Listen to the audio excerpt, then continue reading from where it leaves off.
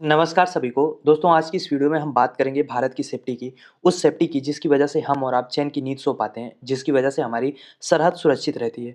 हम यहाँ पे बात करें इंडियन एयरफोर्स की और उसके फाइटर जेट तेजस की। तो खबर ये है कि वायुसेना ने अपने सभी 30 ऑपरेशनल तेजस फाइटर्स को फिलहाल के लिए तत्काल प्रभाव से ग्राउंड कर दिया है।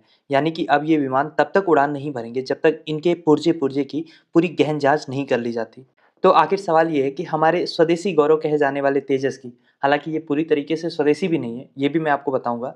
पर तेजस के साथ ऐसा क्या हुआ है, उसमें कौन-सी ऐसी तकनीकी कमियाँ आई हैं जिसकी वजह से उसको ग्राउंड किया जा रहा है? और इसके साथ-साथ हम इस वीडियो में ये भी जानेंगे कि जो हमारे पड़ोसी देश हैं, चाइना और पाकिस्तान, इनका स्क्वाड्रन स्ट्रेंथ आखिर भारत की तुलना में कितना है? क्या है पूरा मामला, तेजस के साथ हुआ क्या है? और क्यों ये भारतीय वायुसेना के लिए एक अलार्मिंग सिचुएशन है? आइए सब कुछ आसान भाषा में समझते हैं। तो सबसे पहले हम उस घटना की बात करते हैं जिसकी वजह से तेजस को ग्राउंड किया गया है। देखिए 7 फरवरी को एक फ्रंटलाइन एयर बेस पर तेजस फाइटर जेट अपनी ट्रेनिंग सॉर्टीज से लौट रहा था और लैंडिंग के वक्त अचानक से उसमें ब्रेक फेलियर की आशंका तब जताई गई जब विमान रनवे से आगे निकल गया। हालांकि सबसे राहत की बात यह है कि पायलट सुरक्षित रूप से उस तेजस से बाहर निकल गया, इजेक्ट हो गया, लेकिन विमान के एयर फ्रेम को काफी नुकसान पहुंचा है। अब इसके बाद कहानी में ट्विस्ट ये आ रहा है कि इस घटना को दो एंगल से देखा जा रहा है। जहाँ पे कुछ रिपोर्ट्स बता रही हैं कि ये एक बड़ा हादसा है, वहीं पे विमान बनाने वाली कंपनी तेजस को जिसने बनाया है हाल, यानी कि हिंदुस्तान एरोनॉटिक्स लिमिटेड, का कहना ये है कि ये सिर्फ एक माइनर टेक्निकल इंसिडेंट था। लेकिन ये बात अपने आप में ही झूठी साबित होती है, क्योंकि अगर ये माइनर इंसिडेंट होता तो वायुसेना ने रातों रात पूरे बेड़े को ही ग्राउंड नहीं किया होता। क्योंकि इस तरीके का स्टैंडर्ड प्रोसीजर तभी अपनाया जाता है जब किसी क्रिटिकल सिस्टम जैसे कि ब्रेक या इंजन में खराबी का शक हो, तभी पूरी की पूरी फ्लीट को ग्राउंड किया जाता है। इसका मतलब हिंदुस्तान एरोनॉटिक्स लिमिटेड कुछ भी कहे, लेकिन हमारी वायुसेना को ये डर लग रहा है कि ये कोई माइनर इंसिडेंट नहीं है जो किसी एक प्लेन में हुआ है, बल्कि तेजस के पूरी डिजाइन या मैन्युफैक्चरिंग प्रोसेस में ही इस तरीके की गड़बड़ हो सकती है। हालांकि अगर हम इतिहास देखें तो तेजस का जो सेफ्टी रिकॉर्ड है वो दुनिया के बेहतरीन विमानों में गिना जाता है, क्योंकि 2001 में पहली बार उड़ान भरने से लेकर 2024 तक तेजस में कभी भी कोई बड़ा हादसा नहीं हुआ। लेकिन पिछले 2 सालों में जो हुआ है उसने सभी को चौंका दिया है, क्योंकि हमने देखा था कि मार्च 2024 में जैसलमेर के पास एक तेजस क्रैश हुआ। अच्छी बात तो ये थी कि पायलट बच गए, लेकिन बुरी बात ये हुई कि 2001 में बना ये विमान पहली बार अपना ही रिकॉर्ड तोड़कर किसी हादसे का शिकार हुआ। और इसके बाद 1 साल भी नहीं बीते थे, 1 साल के भीतर नवंबर 2025 में दुबई एयर शो में एक बड़ा हादसा हुआ। वहां हमने ना सिर्फ अपना विमान खोया, बल्कि विंग कमांडर नमान सयाल जैसा होनहार पायलट भी इस घटना में शहीद हो गया। और उसके 3 महीने के अंदर अब ये फरवरी में लेटेस्ट घटना हुई है। यानी 1 साल के भीतर 3 बड़ी घटनाओं का ये पैटर्न बता रहा है कि कहीं ना कहीं क्वालिटी कंट्रोल या मेंटेनेंस में बड़ी चूक हो रही है। और इसीलिए इन घटनाओं को अब बहुत ज़्यादा सीरियस लेने की ज़रूरत है, क्योंकि एक पायलट को तैयार करने में देश की करोड़ों रुपए, सालों की मेहनत लगती है। और वैसे भी हम अपने जवानों को किसी ऐसे मशीन के हवाले नहीं कर सकते जिसमें इतने ज़्यादा टेक्निकल ग्लिच या टेक्निकल खामियां हों। लेकिन अगर हम सुरक्षा की दृष्टि से बात करें तो तेजस के 30 विमानों का ग्राउंड होना अपने आप में बहुत बहुत अलार्मिंग सिचुएशन है, क्योंकि भारत के दोनों तरफ दुश्मन है। एक तरफ चाइना है, एक तरफ पाकिस्तान, और इनसे टू फ्रंट वार में निपटने की स्थिति में जो रिपोर्ट्स हमें बताती हैं कि कम से कम 43 स्क्वाड्रंस की जरूरत होगी, और एक स्क्वाड्रन में होते हैं 18 विमान। लेकिन आज की हकीकत क्या है? आज हमारे पास जो एक्टिव स्ट्रेंथ है स्क्वाड्रंस की, वो 43 के आसपास भी नहीं है। आज हमारे पास एक्टिव स्ट्रेंथ 29 स्क्वाड्रंस की है, और इनमें से अब 30 तेजस के हटने से ये संख्या और भी कम हो गई है।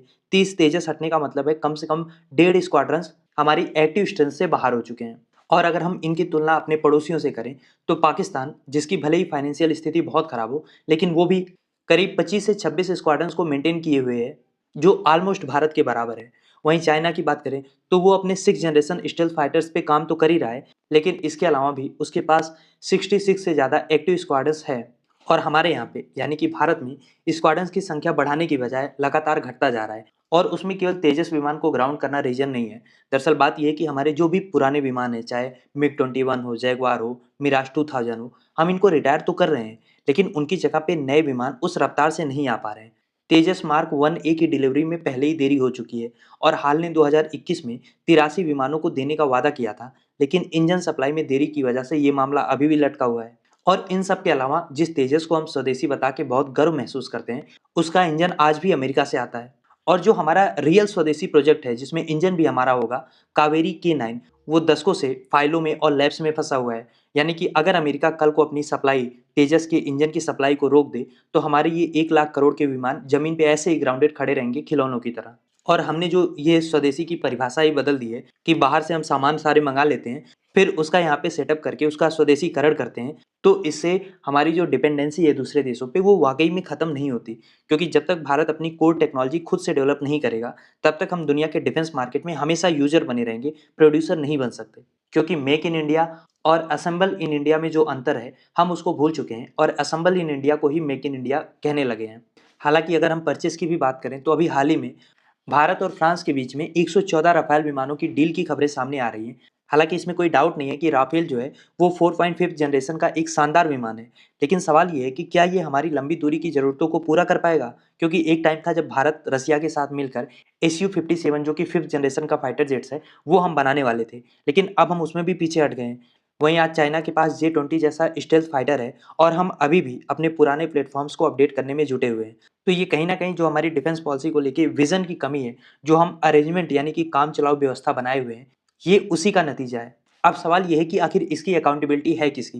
क्योंकि पैसा तो निसंदेह इस पे पानी की तरह बहाया जा रहा है। रक्षा मंत्री राजनाथ सिंह ने 2021 में 48,000 करोड़ की डील साइन की थी, फिर 2025 में 62,000 करोड़ की डील साइन हुई है। लेकिन जो ऑपरेशनल रेडीनेस दिख रहा है कि कितने हमारे फाइटर जेट्स लड़ने के लिए आज के समय में रेडी हैं, उनका ग्राफ उठने की बजाय नीचे गिरता जा रहा है। तो आखिर पैसा जा कहाँ रहा है?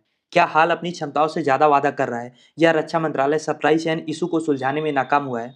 क्योंकि इन सवालों के जवाब नहीं आते और जब इस तरीके की कोई घटना होती है, हमारे पायलट शहीद होते हैं या विमान को ग्राउंड किया जाता है, तो बस एक आधिकारिक बयान आ जाता है कि इन्वेस्टिगेशन जारी है। लेकिन क्या कभी इन इन्वेस्टिगेशन के बाद किसी की अकाउंटेबिलिटी तय की गई है? अगर तय की गई होती तो जनता के टैक्स का पैसा और देश की सुरक्षा दोनों ही दांव पर नहीं होते। क्योंकि आज के समय में ये सोचना कि युद्ध केवल जज्बात से जज्बे से जीते जाएंगे, तो ये बहुत बड़ी मूर्खता होगी। उसके लिए आपको जो हाईएस्ट टेक्निक है उसकी भी ज़रूरत होती है। 1962 की गलतियों से हमने यही सीखा कि सेना और उनके संसाधनों का आधुनिकीकरण कितना ज़रूरी है। लेकिन फिर 2026 में भी अगर वही गलतियां दोहराई जा रही हैं, तो आखिर इसका जिम्मेदार कौन है? क्योंकि आज जब 30 तेजस विमान ग्राउंड किए गए हैं, तो इसको माइनर इंसिडेंट कहकर अगर हम आगे बढ़ जाएंगे, तो यही गलतियां दोबारा होंगी। इसीलिए सवाल पूछा जाना ज़रूरी है, ताकि अकाउंटेबिलिटी तय हो और इस तरीके की लापरवाही दोबारा ना हो, जिसमें हमारा पैसा, पायलट्स की जान और देश की सुरक्षा सब कुछ दांव पे लगे। खैर, आप क्या सोचते हैं इस न्यूज़ को लेके? लिखिए अपनी राय कमेंट बॉक्स में। और अगर अभी तक आपने चैनल को सब्सक्राइब नहीं किया है, तो प्लीज़ चैनल को सब्सक्राइब करिए, ताकि ऐसी और भी वीडियोज़ हम आपके लिए ला पाएँ।